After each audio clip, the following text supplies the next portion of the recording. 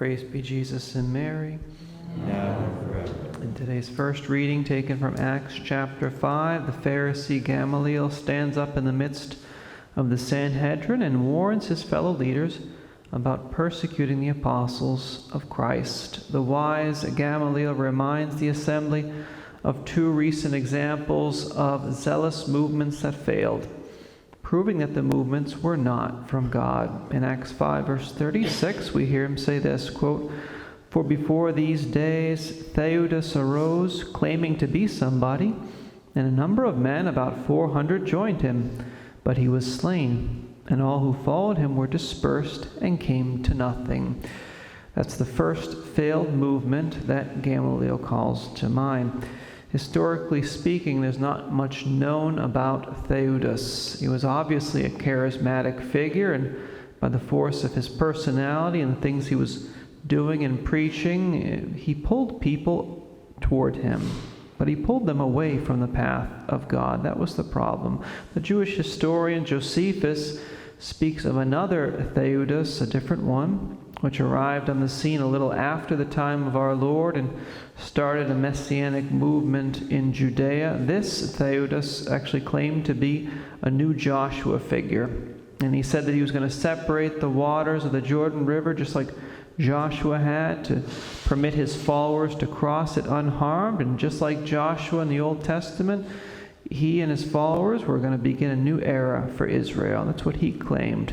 The Romans crushed Theudas' movements in 44 AD, and they brought his head to Jerusalem as a sign that indeed he was a false prophet. There have been, there are, and there always will be examples of religious leaders who, in the name of God, pull people away from God. One of the most famous or more famous examples here in the U.S. in recent history, we thought of David Koresh, right, and the Branch Davidian cult in Waco, Texas, which ended badly, of course, in 1993. There are others who don't go as far as Koresh did, but who, in their ministry, tend to draw people more to themselves rather than drawing people to the Lord. And they want it that way. That's the problem. It's normal that if we're doing God's work, whether we're a lay person or religious or priest, it's normal if we're doing the Lord's work, people will be drawn to us since we are Christ's ambassadors, but we don't want people to stop at us. Our job is to do what John the Baptist did. Our job is to point them to Jesus. When our Lord says in the Gospels, he says, "Call no man father on earth, for you have one Father who is in heaven," right? Matthew 23, verse 9. What he's referring to, at least in part, is this error of setting up an earthly figure in the place of God. It can reach the extremes of the Davidian cult, or it can be that just people maybe unwittingly start to treat us as if we were God, as if we had all the answers to everything. And these are obviously errors that need to be avoided. Even in the church today, there are charismatic figures and leaders who, in the name of God, pull people away from God. They fall under the category of false prophets. I'm even thinking of a prophetic figure here in North America who right now seems to have many of the markings of a charlatan, but we're still waiting to see how that situation plays out before passing final judgment on it. So on the one hand, we do need to be careful about following charismatic figures and false prophets like Judas. Sensationalism and prophecy seeking are typically warning signs as far as the spiritual life goes. They're typically signs of a dangerously unhealthy spirituality. The other figure that Gamaliel mentions in today's first reading is Judas the Galilean. In Acts 5:37, he says this, "After Theudas, Judas the Galilean arose in the days of the census and drew away some of the people after him. He also perished, and all his followers were scattered."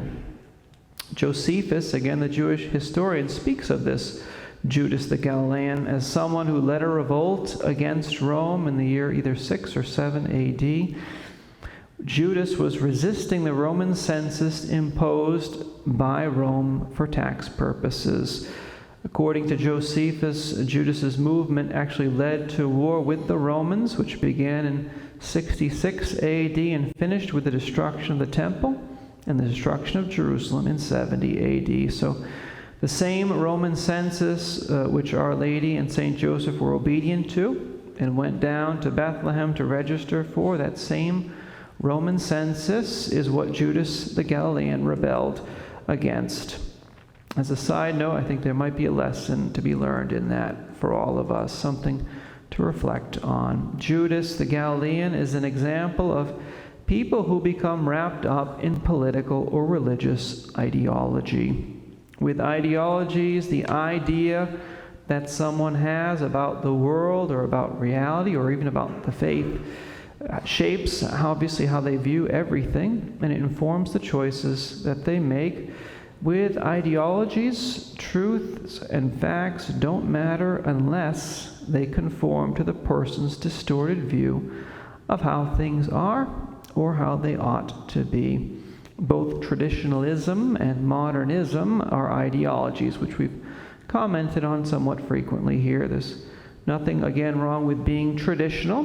There's nothing really wrong with being modern in a certain sense, for that matter, but the problem comes when you add that ism to the end of the adjectives there. That's when it becomes ideological. And there are many people on both sides of the spectrum who cover their ideologies in religious garb or religious lingo and manage to deceive a number of people, like Judas the Galilean did. Both the errors of Theudas, who was a charismatic figure, perhaps even a prophecy-driven figure, both his errors and the errors of Judas the Galilean, who was more of an ideological figure, they both at times feed off of distorted passions that people have within them, or unhealthy tendencies that perhaps we've always had within us.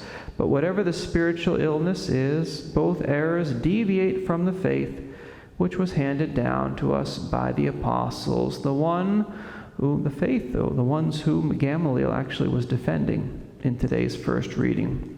And people who fall into these errors, it's actually very hard to recover them. It's a real work of conversion to do that. It's often better just to pray for them rather than trying to reason with them.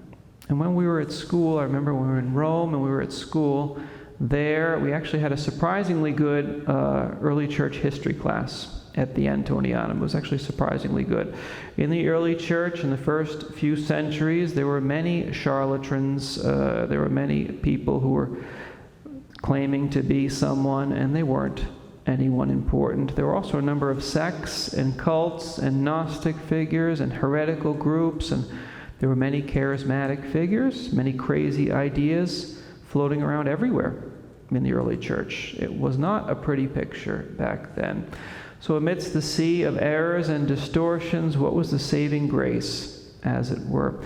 How do you stay anchored in the truth in the midst of the stormy seas? Well, the saving grace in the early church was found in apostolic succession. It was found in the bishops who were handing on to the believers the faith of the church. To put it in more crass terms, the saving grace was found in the middle of the road, not too flashy, sometimes rather unimpressive and really unsung bishops of the church that maintain the true faith. People who don't make a lot of noise, but who actually persevere and present the truth of the faith. As we tend to say quite often, if I'm not mistaken, virtue is always found in the middle, never on the extremes. Even the Desert Fathers of the early church talk about that. They talk about avoiding excess and defect, because the extremes meet, is what the Desert Fathers said. Virtue is not found in excess, to which more traditionally minded people tend to lean. Virtue is not found in defect either, which is where more liberal-minded people tend to lean. One of the problems with people who follow unhealthy spiritualities or religious groups that are unhealthy is that they often don't seek counsel from wise persons.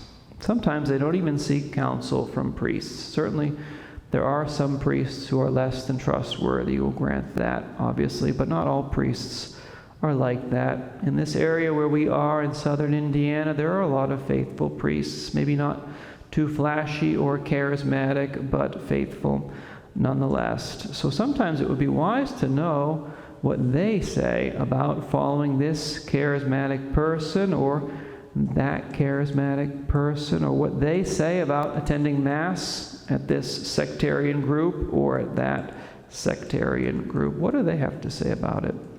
Proverbs 19 verse 20 says, quote, "Listen to advice and accept instruction that you may gain wisdom for the future," says Proverbs. So am I seeking out advice regarding some of these things that are a bit maybe to one extreme or another? Or am I so sure of myself that I don't need to ask counsel of anyone?